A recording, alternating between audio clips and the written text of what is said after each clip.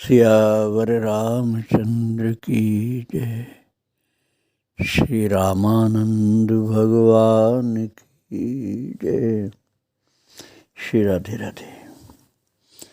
भक्तों, प्रभु की व्यवस्था समष्टि के कल्याण के लिए किस प्रकार की होती है, मानव बुद्धि के परे की बात है। आप लोगों ने भागवत की कथा श्रवण किया है कि द्वापर के अंत में अभी कलयुग लगा नहीं था, लगने वाला था। महाराज युधिष्ठिर के भाई अर्जुन के पुत्र अभिमन्यु और उनकी संतान जो कि उनके मृत्यु के बाद पैदा हुई, परीक्षित जी महाराज, उन्हीं परीक्षित के पुत्र जन्मेजय और जन्मेजय के भाई हिरण्यदेव के पुत्र रामदेव, जो कलयुग लगने के 132 वर्ष से 201 वर्ष तक अर्थात 69 वर्ष तक कश्मीर पर राज्य किया था। कश्मीर के राजा थे वो, पांडव वंशी रामदेव। और प्रजा के सुख के लिए उन्होंने टैक्स जो 6वां भाग था उसको 10वां भाग कर दिया था। उन्हीं महाराज को भगवान की कृपा से इतनी ऊंचाई प्राप्त हुई, साधना में, भक्ति में, तपस्या में,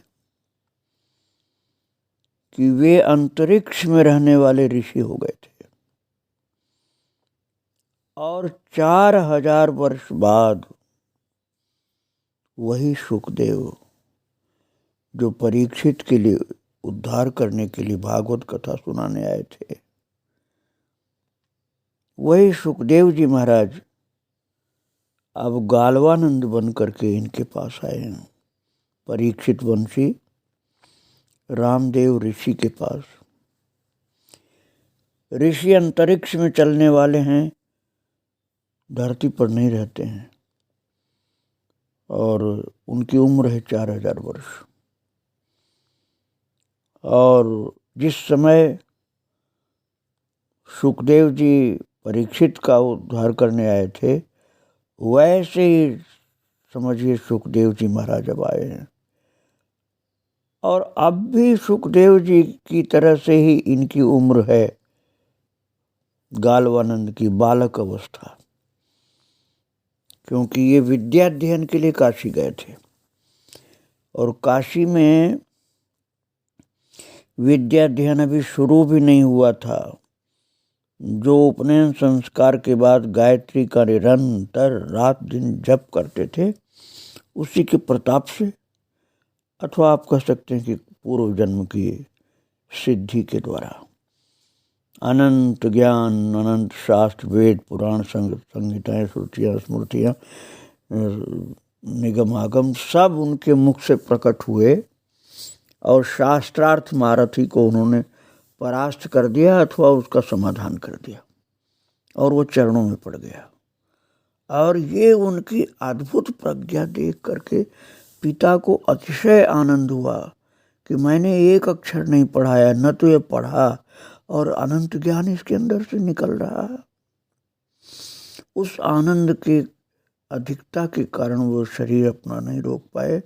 आनंद की बहुत अधिक मात्रा में उपलब्धि हुई, इसलिए शरीर छूट गया, जो आप पहले सुन चुके हैं। और पत्नी भी शरीर छोड़ दी। इस तरह से बालक गोविंद दत्त, जो सुखदेव जी के अवतार थे, उनके माता पिता काशी में शरीर छोड़ चुके हैं। और उनके अंत्येष्टि के उपलक्ष्य में जो उन्होंने मुंडन कराया था, फिर उनके नए बाल प्रकट हो गए। सुखदेव जी के अवतार थे, आप ये ध्यान रखना, ये चमत्कार हो रहे हैं। और उसके बाद जब वो सरोवर पर रहने वाले जलाहारी बाबा आए हैं, उन्होंने श्रीमठ में उनको भेजा है। तो श्रीमठ में जा कर के गुरु चरणों में पहुंचकर, अब आप समझ लीजिए गुरु कौन है। राम जी के अवतार अर्थात भगवान कृष्ण हैं, श्री स्वामी रामानंदाचार्य जी महाराज। वही कृष्ण इस रूप में प्राप्त हो गए हैं जो परीक्षित को प्राप्त हुए थे। वही परीक्षित वंशी राजा के कल्याण के लिए सुखदेव जी को प्राप्त हुए। और दीक्षा के बाद हठ किया उन्होंने, जैसे गालव ऋषि ने अपने गुरु से हठ किया था, इसलिए गालवानंद नाम रखा है। और उनके हठ को देख करके बड़ी कठिन आज्ञा गुरुदेव ने की है, जाओ कश्मीर। कश्मीर में धर्म की बहुत भारी ग्लानि हो चुकी है। मुसलमानों ने, म्लेच्छ जो मैं आपको सुनाया था, म्लेच्छ को, मुसलमान को ही म्लेच्छ कहा जाता। तो उस समय मुसलमानों ने महाराज अर्थात म्लेच्छों ने बहुत भारी धर्म की ग्लानि कर दी थी। जैसी न त्रेता युग में हुई राक्षसों के उपद्रव से, न द्वापर युग में हुई, उस विशेष धर्म की ग्लानि से मनुष्यों का उद्धार करने के लिए अर्थात धर्म ग्लानि को मिटाने के लिए गालवानंद जी को अर्थात सुखदेव जी को भेजा है गुरुदेव भगवान ने। और वो पहुँचे हैं कश्मीर। मैं आपको सुना रहा था, अंतरिक्ष में विराजमान ऋषि रामदेव को भगवान ने दर्शन दिया। रामदेव को दर्शन दिया है भगवान रामानंदाचार्य जी ने, और कहा है तुमको गालवानंद के पास जाना है। और गालवानंद को कह दिया था, जो व्यक्ति आएंगे तुम्हारे पास अंतरिक्ष में चलने वाले ऋषि, उन्हीं को तुम्हें राजा की जो पटरानी है, गर्भवती होने वाली है, उस रानी के गर्भ में उन अंतरिक्ष में चलने वाले ऋषि को बैठा देना, अर्थात उनको वहाँ पहुँचाना तुम्हें। ये सुखदेव जी को आज्ञा मिली थी महाराज गालवानंद को। अब आप समझिए, वो सुखदेव जी के अवतार गालवानंद जी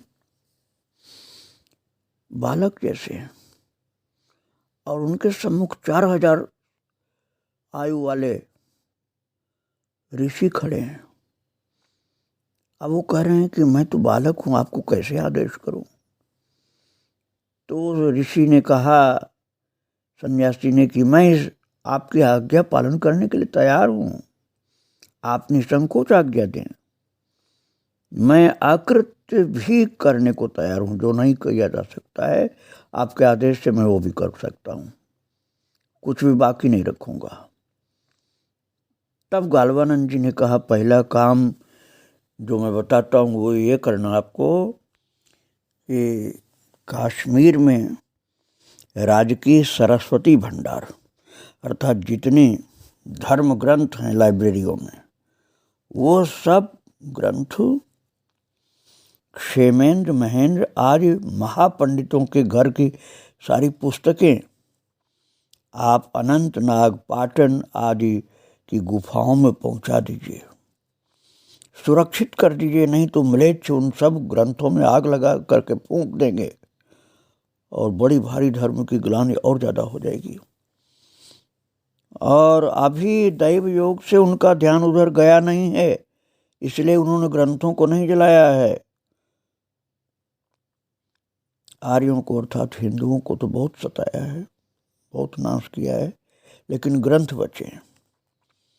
तो आप ये काम करिए, और ब्रह्म राक्षसों की सहायता से आप अत्यल्प काल में ये कर सकते हैं, क्योंकि अंतरिक्ष में चलने वाले आप ऋषि हैं।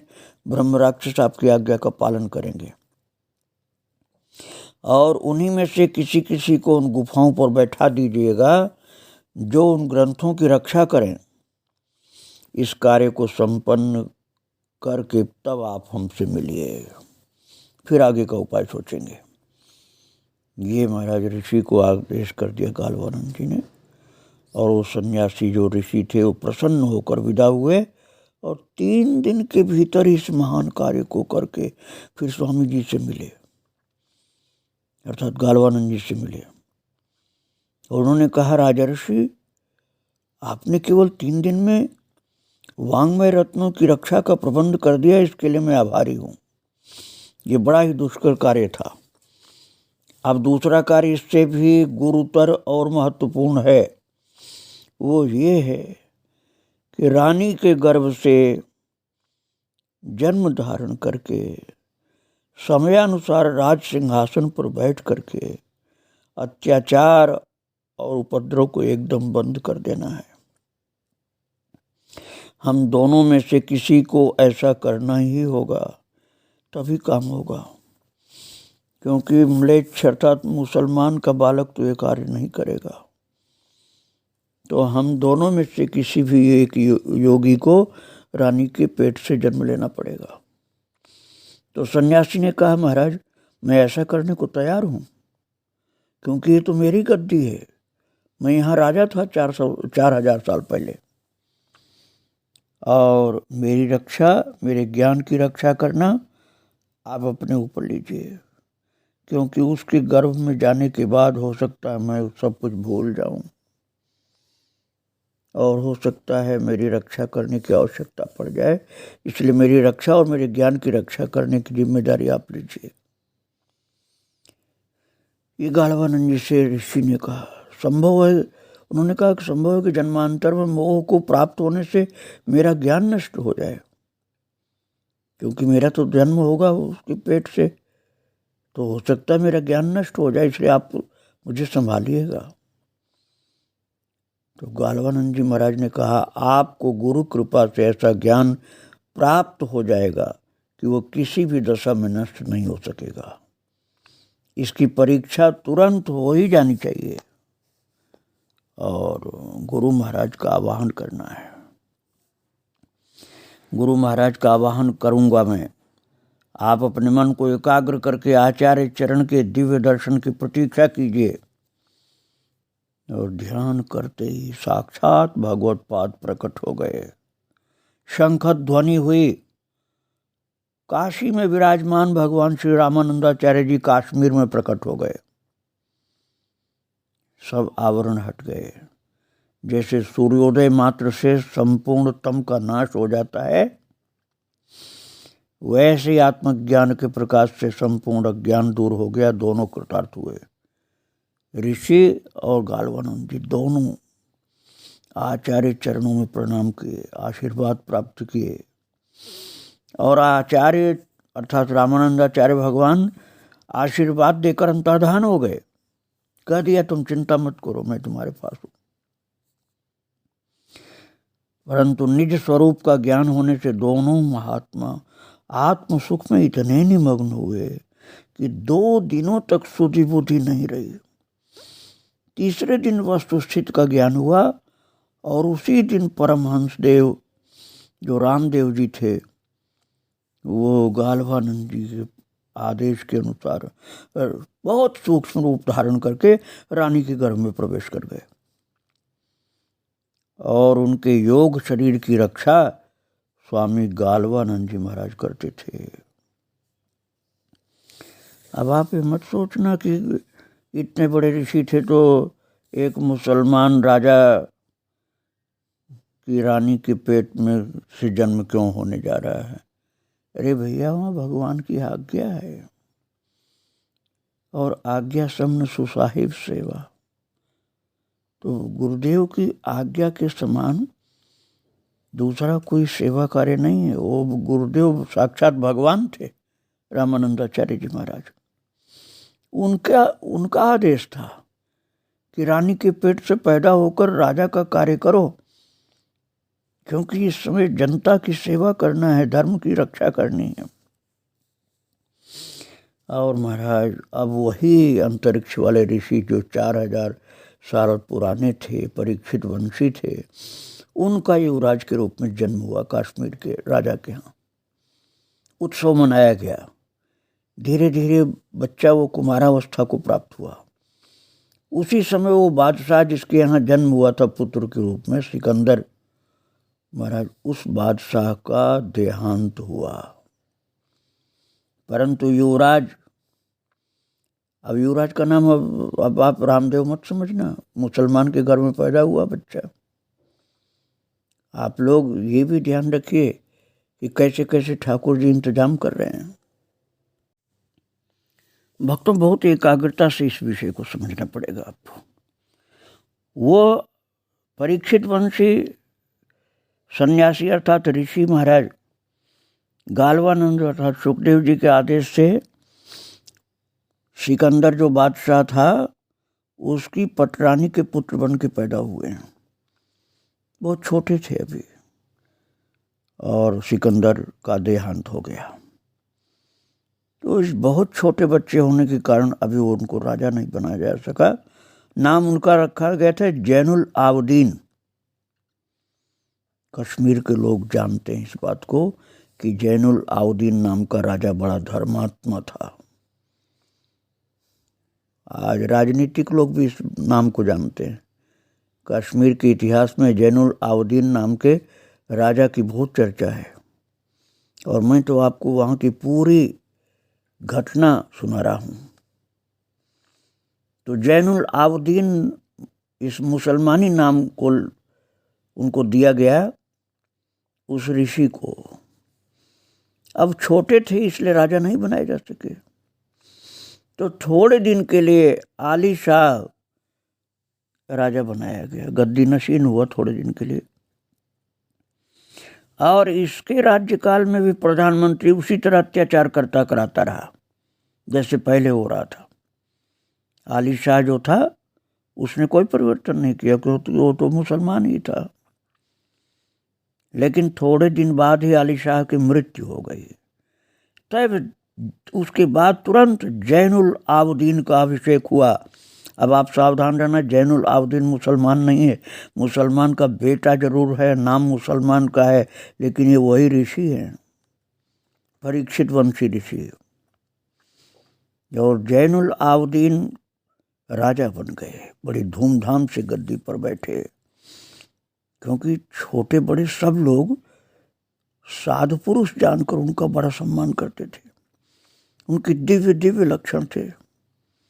जनता में न जाने ये बात कैसे प्रसिद्ध हो गई थी कि ये तो कोई साधु है, ये बहुत आश्चर्यजनक काम कर सकते हैं।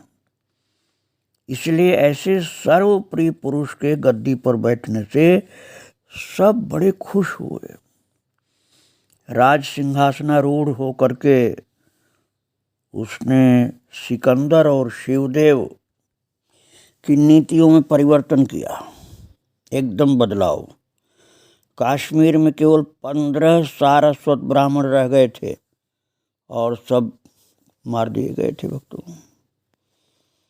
जैनुल आबदीन ने, अब जैनुल आबदीन में नाम बता रहा हूँ लेकिन आप ऋषि समझना, क्योंकि इसी नाम के राजा थे वो। राजा जैनुल आबदीन जो ऋषि के अवतार थे, सुखदेव जी अर्थात गालवानंद जी के द्वारा सुरक्षा प्राप्त थे। उन्होंने निर्वासित ब्राह्मणों को फिर से बुलाकर बसा लिया।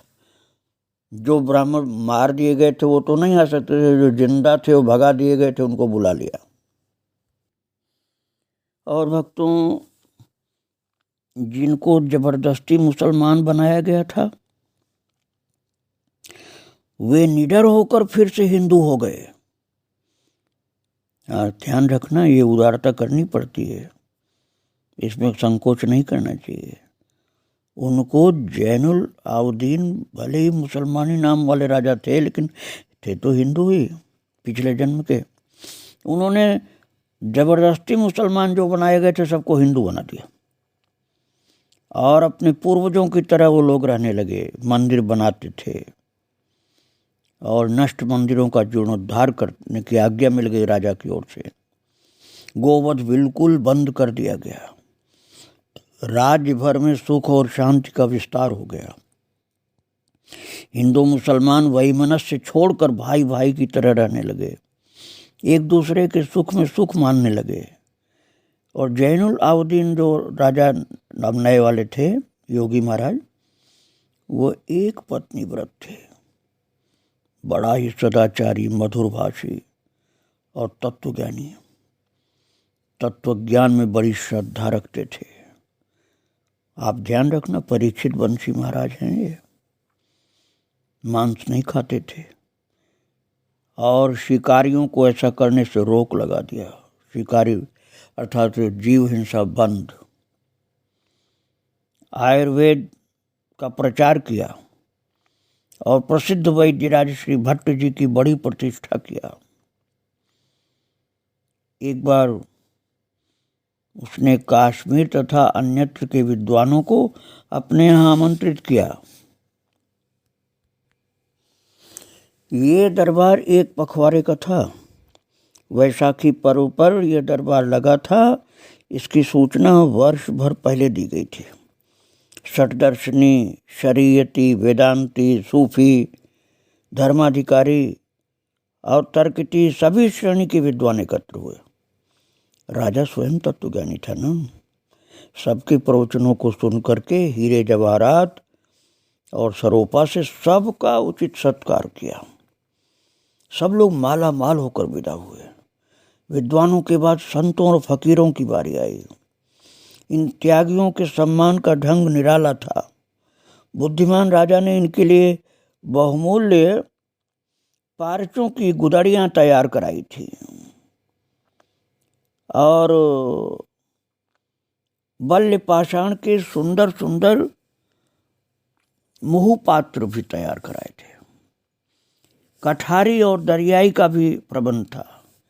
इस साधुओं का सामान है भक्तों, पूजा का सामान है, कमंडल है, भगवान के सामान है और कश्मीर के कंबल भी थे।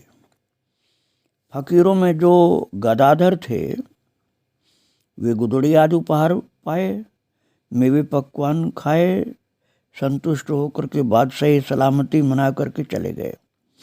जो लोग दरबार में बादशाह के सामने नहीं आए, अपने अपने आसनों पर ही डटे रहे, राजा राज्यासन को छोड़कर स्वयं उनकी सेवा में उपस्थित हुआ।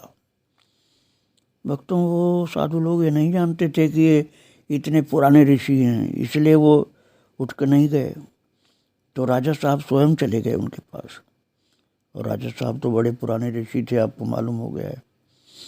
तो सबके सामने भेंट पूजा रख करके बोले, राजा जैनुलाब्दीन वो ऋषि हैं और इस खाकसार को कबूल फरमाइए, ऐसा हाथ जोड़ के बोले। और परमहंस गालवानंद जी ने भी उनकी ओर ताका, आंख से आंख मिल गई और उसके संस्मृति के ऊपर जो विस्मृति का पर्दा पड़ा हुआ था वह एकदम दूर हुआ।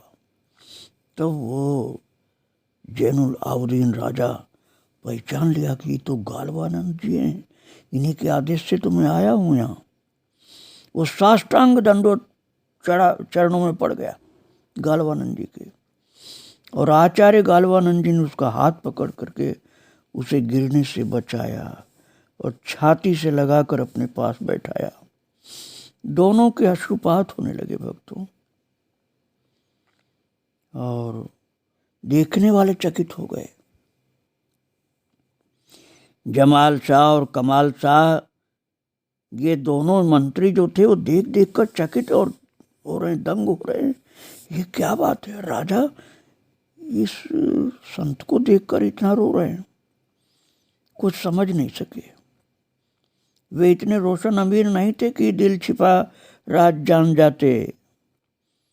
अनंतर आचार्य का हाथ पकड़ करके राजा उठे और मंद गति से धीरे धीरे राजमहल की ओर बढ़े। वहाँ पहुँच करके दीवान खास में चला गए और वहाँ एकांत में बहुत देर तक दोनों की बात हुई। दोनों योगी थे महाराज। उस गुप्त वार्ता को कोई जान नहीं सका। आप ये समझ लीजिए कि गर्भ में आने के पहले जो मिलन हुआ था, उसके बाद अब मिले हैं जब राजा ये बन चुके हैं योगी महाराज, ऋषि जी। और आचार्य पाद विदा होकर मार्तंड को चले गए। उनके जाने के 10 दिन बाद युवराज को गद्दी पर बैठाकर जैनुलाब्दीन ने फिर से महाराज फकीरी कर लिए। अपने बेटे को राजा बना करके चल पड़े वो, क्योंकि उनको पिछले जन्म का सब याद आ गया गालवानंद का दर्शन प्राप्त करके। उस समय प्रजा वर्ग और राज परिवार में सबको संतोष देने के लिए इतना ही कहा कि आपका मुहल्का अब बका के लिए जा रहा है।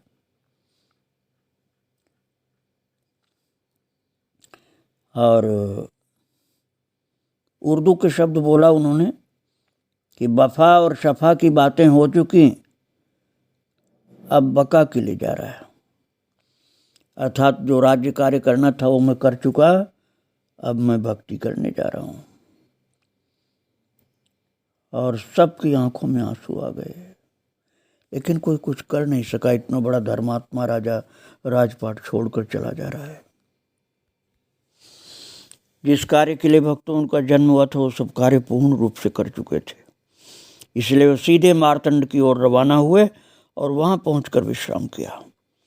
महाराज गालवानंद जी महाराज दरवेश फकीर के वेश में शाह जैनुल आबदीन का स्वागत किया, गले मिले। अब आप समझ लिए, देखने में फकीर के रूप में थे वो राजा साहब उस समय। जैनुल आबदीन जो राजा थे और फकीर के वेश में आए हैं और गालवानंद जी से गले मिले। एक सुखदेव जी है, एक परीक्षित वंशी राजा है, ऋषि हैं वो। पिछले जन्म में रामदेव नाम के ऋषि थे और ये गालवानंद जी पिछले जन्म में सुखदेव थे। उसी समय दैवी विधान से मैना और शुक की जोड़ी आकाश से उतरी है और तोता आचार्य के हाथ पर बैठा, गालवानंद जी के हाथ पर, और मैना जैनुल आबदीन जो अर्थात जो ये फकीर थे राजा साहब, उनके हाथ में मैना बैठ गई और दोनों ने एक स्वर से आलापा, ओम सीन।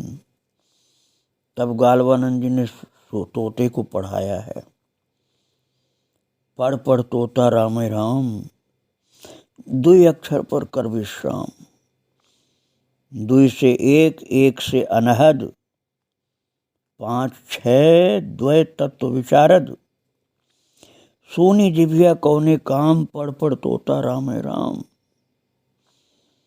गालवानंद जी उस तोता को पढ़ा रहे हैं और जो फकीर है, फकीर के हाथ में मैना है, वो उसको पढ़ा रहे हैं। तो मैना को फकीर पढ़ा रहे हैं अर्थात जैनुल आबदीन जी, और कह रहे मैं का भेद समझ तू मैना, मैं से फड़फड़ात है डैना, झूठा मैं ना सांचा मैं ना, मैं गुन गुन के तो गुम होना, उड़नबाज उड़ जावे ऐना, मैं का भेद समझ तू मैना।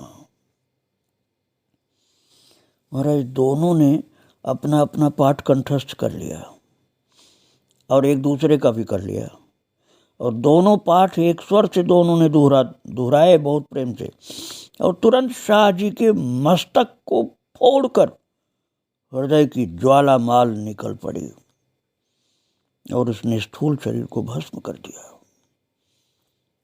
जो ऋषि रामदेव जी थे, जो मुसलमान के बेटे के रूप में पैदा हुए थे, उस शरीर के मस्तक को फोड़कर निकल गए।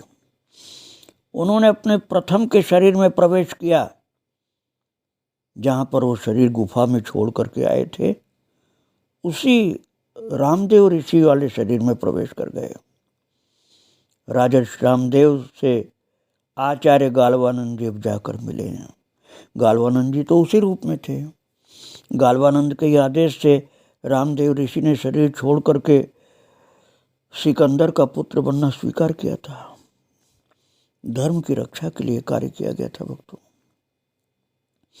दोनों ब्रह्मर्षि और राजर्षि साथ ही अंतरिक्ष में प्रवेश कर गए हैं। बहुत अद्भुत कथा है भक्तों। ब्रह्मर्षि और राजर्षि, ब्रह्मर्षि गालवानंद जी और राजर्षि जो थे रामदेव जी, दोनों अंतरिक्ष में प्रवेश कर गए और भगवत भजन में लीन हो गए। जीवन मुक्त तो पहले से ही थे दोनों लोग। भक्तों, आप सभी लोग साधक हैं, उच्च कोटि के साधक हैं, भगवत प्रेमी हैं। इसलिए इस महान दैवी भगवदीय घटना का सार समझिए आप। ये जीवन भगवान की सेवा के लिए है। जहाँ भगवान भेजे वहाँ हमको जाना चाहिए, प्रसन्न होकर जाना चाहिए, प्रभु की आज्ञा का पालन करना, सेवा करना। भाई ये जीवन तो जल प्रवाह के बुलबुले के समान है, क्षणभंगुर। युवावस्था 4 दिन की चांदनी है। धन वैभव ये सब स्मृति पथ के चित्र हैं, थोड़े दिन तक याद रहने वाली चीजें, बस भूल जाओगे कितना धन था, कितना वैभव था। और जो शरीर के सुख है ना, वो इंद्रियाराम वर्षा ऋतु की दामिनी की तरह क्षणिक है। अर्थात इंद्रियों का सुख जैसे वर्षा ऋतु में बिजली चमक जाती है, ऐसे ही है। ऐसी परिस्थिति में बुद्धिमत्ता इसी में है कि भगवत चरणों में तन्मय हो जाएं, भगवान के महान महान भक्तों की पवित्र चरितावली को श्रवण करके अपने जीवन को भी उसी तरह से भगवत प्रेम में बनाएं, सब बखेड़ों से मन हटा लें और भगवान के भक्तों को, भगवान की भक्ति को अपने जीवन में स्मरण करते हुए प्रभु की सेवा के लिए अपने जीवन को अर्पण करें। धर्म ग्लानि को दूर करने के लिए जैसे भगवान जन्म लेते हैं, सावधान, आप लोग मोक्ष पक्ष के पक्षपाती हैं तो इस बात को समझना जरूरी है कि भगवान तो सदा ही मुक्त हैं, प्रभु हैं, वो तो सबके मालिक हैं, फिर भी वो जन्म लेते हैं धर्म ग्लानि दूर करने के लिए। उसी प्रकार से अपने जैसे 12 महाभागवतों में सुखदेव जी को जन्म लेने के लिए आदेश दिया था और उन्होंने महाराज इतने बड़े धर्मात्मा राजा परीक्षित वंशी रामदेव ऋषि को मुसलमान के घर में जन्म लेने के लिए आदेश किया था और उस धर्मग्लानि के बहुत बड़े संकट को दूर करके फिर से वो ऋषि रूप में परिणित हो गए।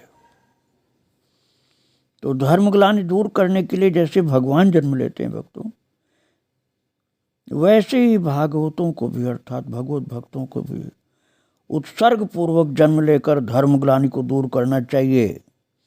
यही उगादि धर्म है, ये प्रभु की आज्ञा है। अब आप समझिए, पूर्व जन्म में भी तो सुखदेव जी महाराज कहाँ किसी से मिलते थे, जंगल में रहते थे, लेकिन जब भगवान की आज्ञा मिली थी तब परीक्षित के आखिरी टाइम में जा करके 7 दिन भागवत सुनाया था। संसार में आकर के 7 दिन रहे, भागवत सुनाया, परीक्षित का उद्धार किया, भगवत धाम में पहुंचाया। इसी तरह से सुखदेव जी फिर से जन्म लेकर के कश्मीर की धर्म की ग्लानि को दूर करने के लिए परीक्षित वंशी ऋषि रामदेव को मुसलमान शासक सिकंदर का पुत्र बनाया, जैनुल आबदीन, और अपने भगवत सेवा के उस कार्य को अच्छी प्रकार से संपन्न करने के बाद फिर से ऋषि के रूप में चले गए। ये महान चरित्र आप श्रवण कर रहे थे भक्तों। ये 12 महाभागवतों में 11वें महाभागवत जो सुखदेव जी हैं, उनके अवतार की चरित्र की बात मैंने सुनाई आपको।